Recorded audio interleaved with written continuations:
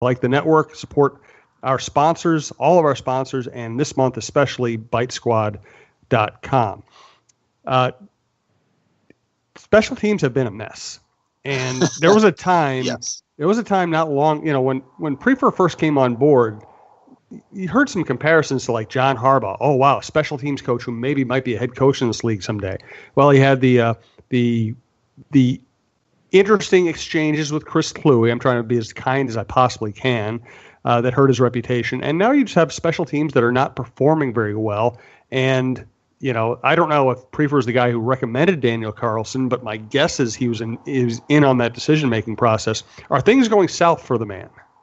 Well, at this point, I would say yes. At some point, you have to look at all the troubles that have been there and realize it might not always just be the players. Now, I understand to a degree what Prefer's trying to do with his punting game when he keeps talking about directional punting and we don't want to out-punt the coverage.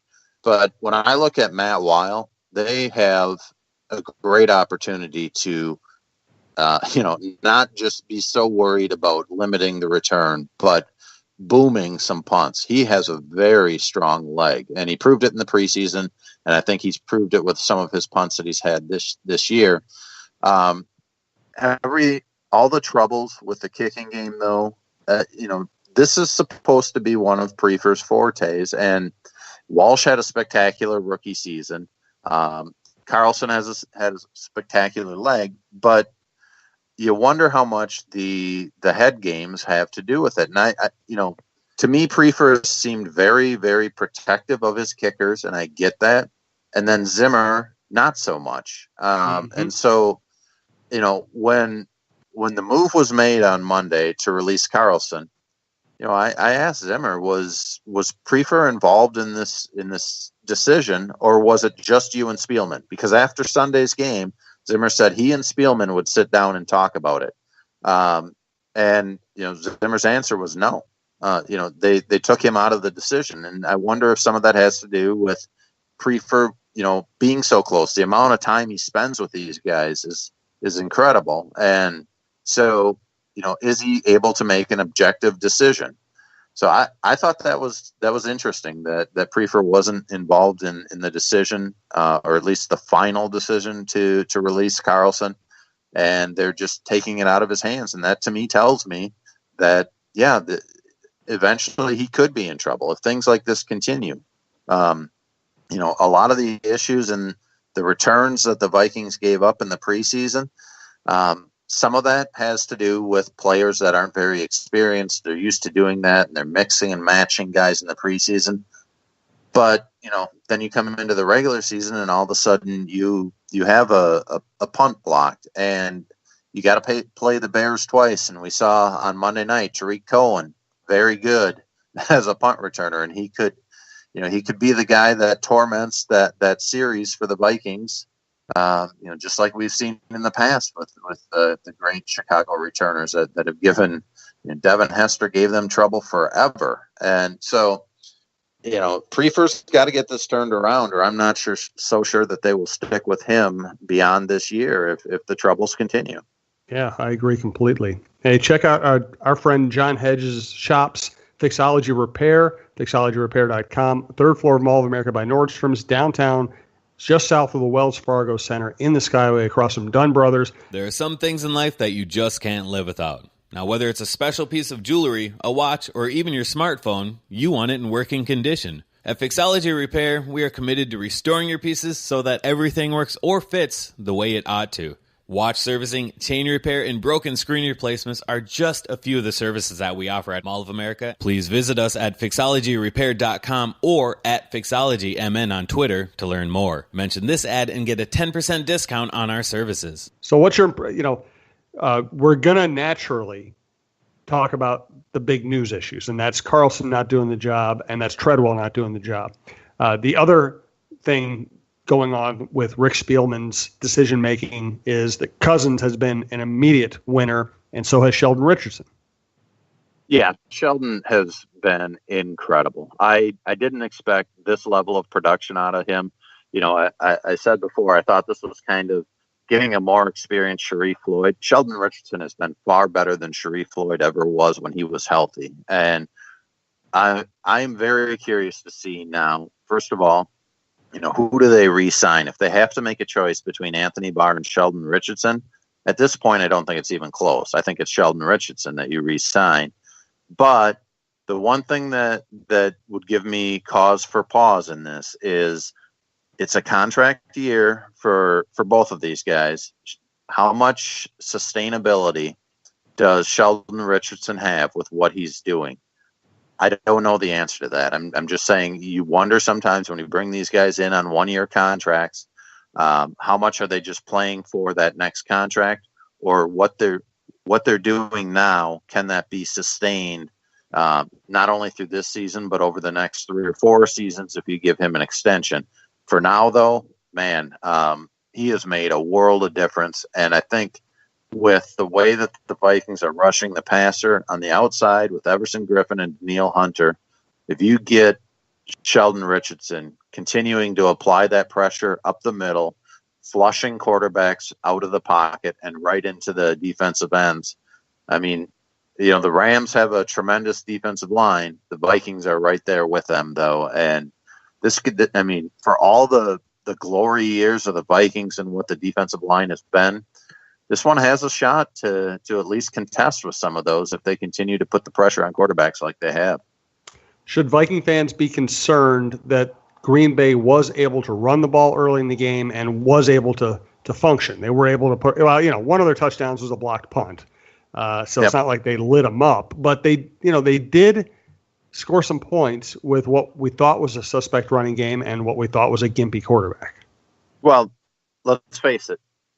Green Bay, especially without Aaron Jones, who's probably their best running back, still put up 4.1 yards on average against the Vikings.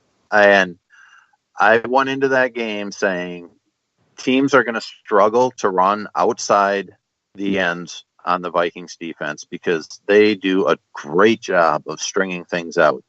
The weakness, however, is when they try to run between tackle and the defensive tackles and the defensive ends. And there were some lanes there, and I haven't sat down, watched enough of it to see, okay, is this a fault of the defensive line? Is it a fault of the linebackers not getting there? I think some of it has to do with how good Green Bay's passing game is, and therefore they may be spreading their linebackers out a little wider to help cover some of the slants that are there, and that may open up the interior running game. The good news is the Vikings seem to have made adjustments there, and the Packers weren't as effective in the second half when, frankly, that should have been when the Packers wanted to run the ball the most. I was surprised late in the game when Mike McCarthy is throwing completions are stopping the clock and helping out the Vikings' time management situation. But overall, I don't have a huge concern about the running game, but I still think they need to shore some things up defensively, defending the interior runs. A little too much yardage there for my liking, considering the talent that the Vikings have there. So what is the NFL going to do? I was one of the people saying, hey, don't overreact to what's happening in the preseason. Let's see how it plays out in the regular season. And I am also someone who leans toward player safety over everything else. And yet now you're seeing games decided on really kind of weak calls. The Kendricks call was weak. The Matthews call was weak. What are they going to do? I don't know. And to me, it's almost become a week-to-week thing depending on the officiating crew that you have. And that's not a good spot to be in either, where you're kind of wondering, how is this crew going to call this or that? The Kendricks one was a terrible call, I thought. I mean, they don't want you hitting the quarterback in the head. I get it. They don't want you hitting the quarterback in the knees. I get it. So Kendricks hits him in the waist and takes him down. And I didn't think he put any weight on Rodgers when he hit him. I looked at that play, slow motion replay, and Kendricks came down on his helmet in an effort to avoid putting any weight. I'm saying on his own helmet in an effort to avoid putting any weight on Aaron Rodgers. Clay Matthews hit. I don't like the penalty in that situation. I didn't think it was a great call. initially, when I looked at it a couple times, I thought, okay, I can kind of see what they're seeing there. To me, it looked at first like he kind of drove his shoulder into Cousins. Then I saw a different angle from there, and it didn't look like he drove his shoulder into Cousins. It looked like it ended up kind of coming off on the ground.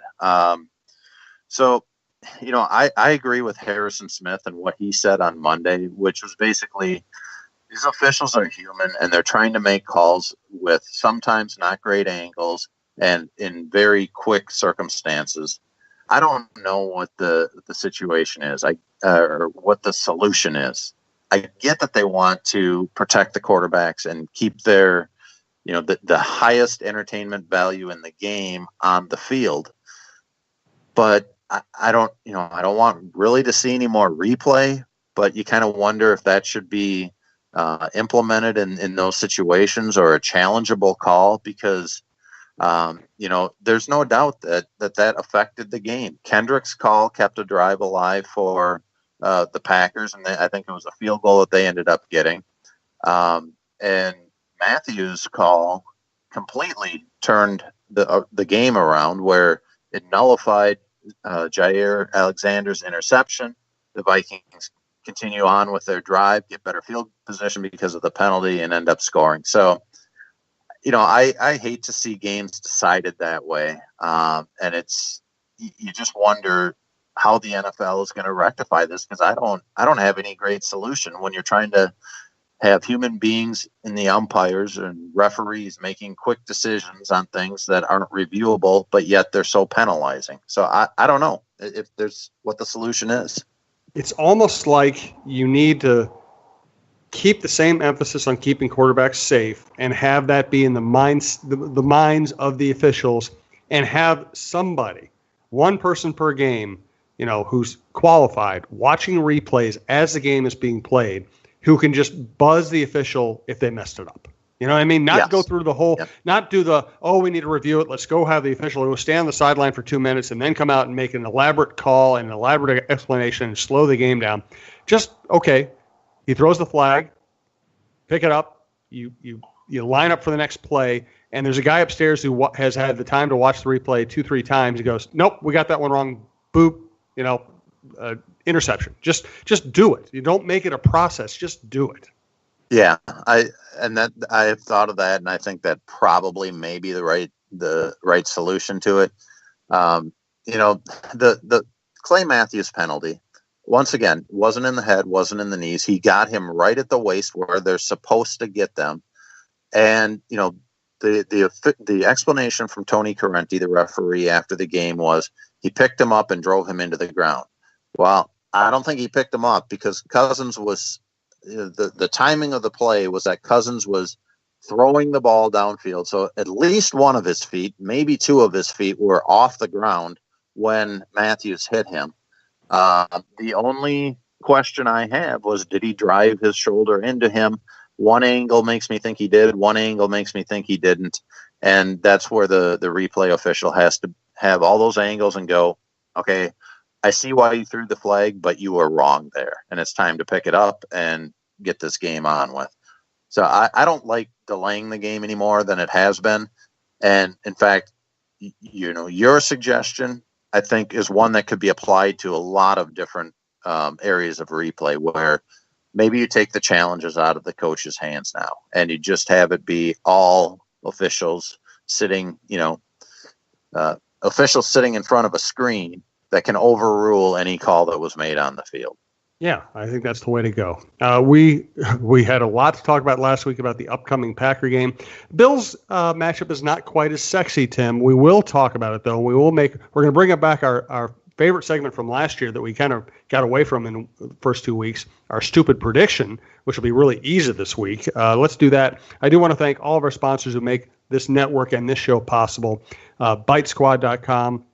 Remember, the promo code is Talk North. Mississippi Pub, Beaver Island Brewing, WizKids.tech, TwillMN.com, FixologyRepair.com, and State Farm agent Tony Hoagland, Hoaglund. Hey, Minnesota sports fans. This is your local State Farm agent, Tony Hoagland. I need you all to ask yourselves this question. if you're in an at-fault car accident and you are sued for $700,000, how much of that $700,000 will my current insurance company pay? If you are unsure or can't answer